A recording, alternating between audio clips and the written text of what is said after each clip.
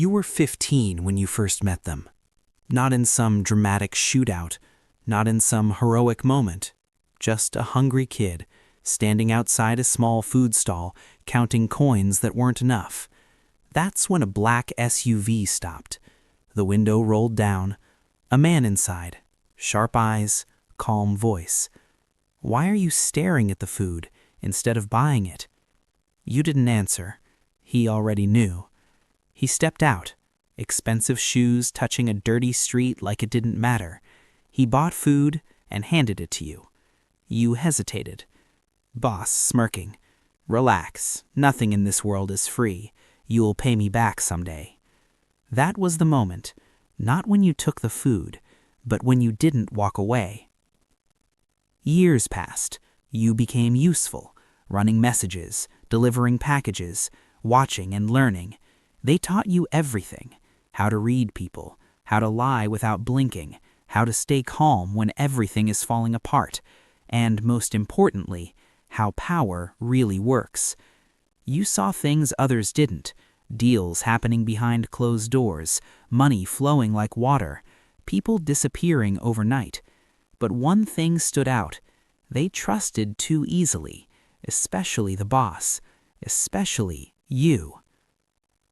It wasn't impulse, it wasn't desperation, it was planned. For months. The room was exactly how you expected. Dim lights, stacks of cash, 5 million sitting there, unguarded for just a moment. Your moment. Your voice, calm, cold. This isn't stealing, it's taking what they never deserved. You packed everything. Not fast, not nervous, precise, like you had already done it 100 times in your head.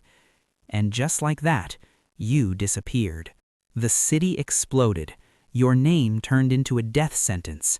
Every gang member got the same order: find him, no matter what. Phones rang non-stop. Contacts turned into threats. Safe places became traps. But you never panicked, because while they were reacting, you were already ahead. You didn't leave. That's where they made their first mistake.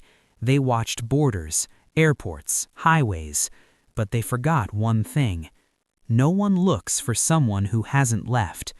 You changed everything: your walk, your voice, your face in reflections. Even your fear disappeared. You became invisible, not by hiding, but by becoming ordinary. Rain poured heavily that night. You sat inside a crowded tea stall, steam rising from your tea, people everywhere, noise covering everything. And then they walked in. 3 of them.